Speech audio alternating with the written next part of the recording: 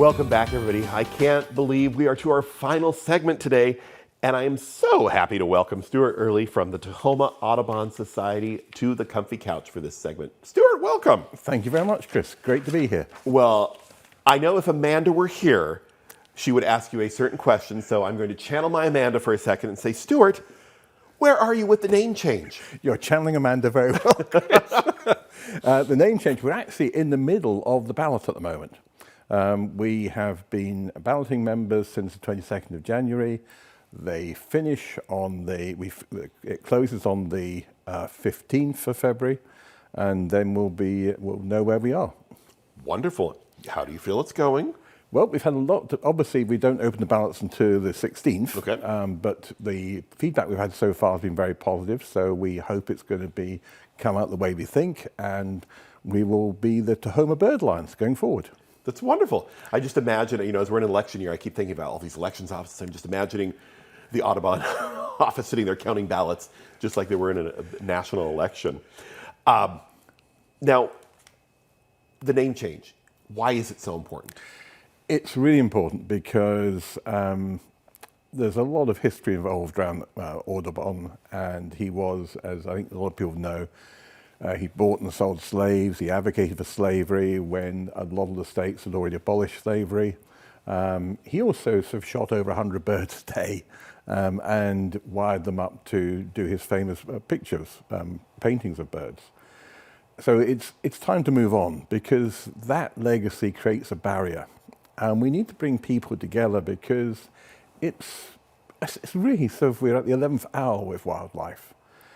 I think a lot of people are aware that between 1966 and 2016, we lost, in that 50-year period, we lost about 30% of all our birds across the US, about 3 billion. And it looks like things are accelerating. In the last 6 years, we think we've lost another 10%. So things are looking really bad for birds. There's a lot of reasons for that. There's marine heat waves, there's migration issues, so it's not looking good for birds. That's, heartbreaking and tragic at the same time. We don't want to hear that. We want to hear things getting better. What can we do? We don't want to lose our birds. What can we do to stop that? Well, let me give you an example of something. As you can tell from my accent, I'm not from around these parts. Really?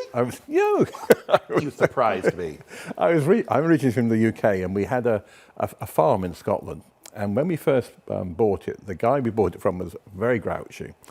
And he told us, there's a swallow's nest they build every year. You need to knock it down once they've gone, because otherwise they just come back and breed. And we didn't. We left it up and we put bird feeders out. And the second year we were there, 8 swallows came back instead of the pair. And the next year, about 30 swallows came back. And what we found was by not knocking the nest down, by just putting out the bird feeders, they were able to rear 2 broods. And so by year 5, if you do the math, by year 5, you're talking about nearly 500 birds. And this is the thing that we can do as individuals, just by putting a bird feeder out in your garden and maybe saving 2 birds. Those birds then have 2 broods. That's 8 birds. They then have their broods. And within 5 to 6 to 7 years, you're going to have 2,000 birds that survived just because we did a little bit for them.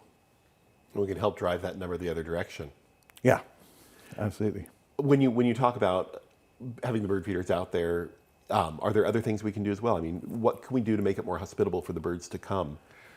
I think the bird feeders are the key thing, and what you need to bear in mind as well, it's not just having 2 broods. Most of our birds migrate, and like the barn swallow in the UK, it flies 6,000 miles. It's just an amazing that migrating distance that a tiny little bird. It's just incredible. So by putting bird feeders out, by providing water, we help them have 2 broods, we help strengthen them so they have the energy to actually make those big journeys. I'm going to go back for a second. You said 6,000 miles, Yep. Not 600 miles, 6,000 miles. That's Yep. a total of 3 zeros after that 6. Yep. A little bird. Little bird. 6,000 miles. Yeah, it's birds are amazing. What they're capable of really blows your mind, and that's why sort of the migration is such a big issue. You know, we have something like we're losing 15 billion trees a year to deforestation. Most of them in South America, but all of our birds migrate hemispherically. So all that deforestation in South America impacts the birds that are going there. Then they're coming back. They're hitting, a lot of our marine birds are being hit by marine heat waves.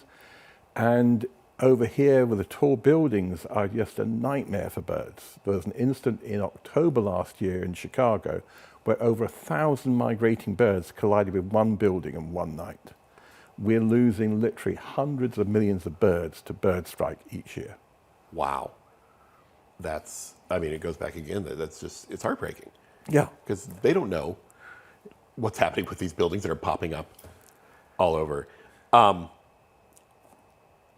We have to do something. It's urgent that we do something, it sounds like, with that. And you have some project coming up, I believe. Yes, we do. Good segue there. You got a project for us. And that's why I was hiding behind the tree at the beginning. We have this thing, we're calling 10,000 trees for Tacoma. We're working with the city to plant 10,000 trees over the course of 4 years. And it's about expanding the tree canopy, and it's a proactive thing to do. We try and preserve trees, we try and preserve green spaces. This is about taking back some space for the birds and for other wildlife. So it's working predominantly with the city. It's trying to get people to plant trees in their yards. We're talking to schools as well. One school we're talking to wants a couple of dozen trees. HOAs as well we want to talk to.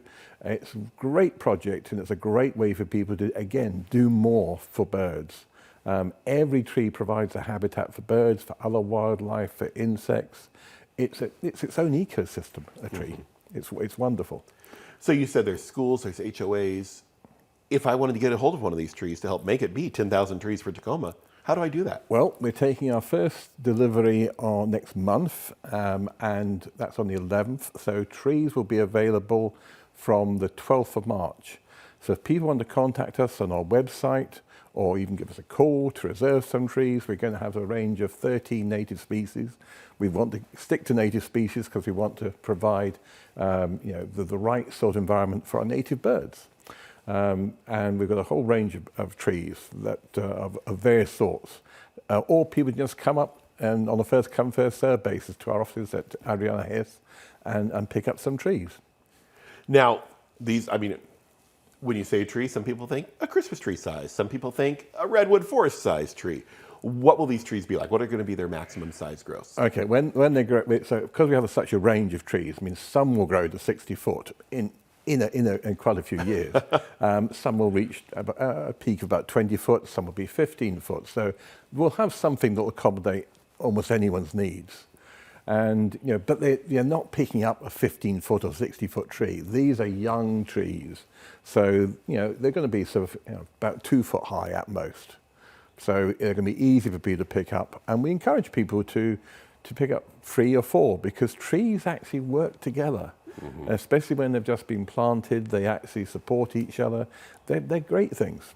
Well, the only thing about trees too is, they're small now, and they'll grow over lifetimes. Yeah. So you might plant one in your yard now, and your great-grandchild will live and thrive and have fun playing around that tree with the family of birds above them. Absolutely. Some of these trees will grow quite fast, and you'll have some that will get to 12, 15 feet in a few years. Others, the really big stuff, will grow a bit more slowly. But you're right, in 60 years' time, that tree will be over 60 foot tall. And that will be, if you like, a legacy for families as they go down through the years. Now, what drew you to being involved with the Audubon Society here in Tacoma, with the Tahoma Audubon Society? Well, I came over here in 2018. I did about 5 years at the Humane Society. And then this was an opportunity to really get involved with saving a lot of animals. Humane societies, you can save, maybe a few thousand animals. This is about saving, tens of thousands of animals. Like that great horned owl. Yeah. I mean, when you think about it, if you save 2 birds by putting out a bird feeder, by growing a new tree in year 1, by year 5, you've created an opportunity for those 2 birds to create 500, 2,000 more birds because they've had 2 broods. It's a great thing. It's an opportunity for people to do something locally, something that's really quite small. We all sort of get upset about climate change, about what can we do? This is just such a global problem. This is a great opportunity to make a really huge difference with just small things. If you think about it, if 1,000 people put out bird feeders today and save 2 birds, in 5 years' time, you're talking about not just thousands of birds, not just tens of thousands of birds, hundreds of thousands of birds. I think you just dropped the challenge to everybody, Stuart. It's the last part of your segment today. Is get that bird feeder out there, everyone. Help make our community better and safer for our birds and our wildlife. Thank you so much for being here today. And I want to thank everyone who was here today on Cityline. I'm always delighted to spend the hour with you and take a break from my little world at Tacoma Little Theater. Speaking of which, you have time to see A Doll's House playing through February 11th and then Rent starting on March 8th at the theater, who we're partnering with University of Washington Tacoma with. Now what I want to do is wish all of you the days ahead to be wonderful until the next time you see our episode of Cityline next week with another program spotlighting some of the other great things happening in our wonderful city of Tacoma. Stay safe and stay healthy, everybody. Place I call my own.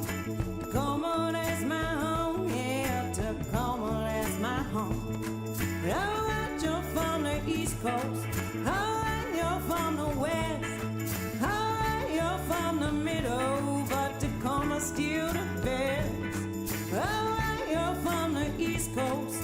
Alright, you're from the West.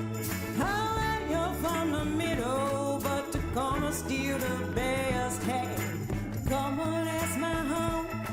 From the pines to the dawn.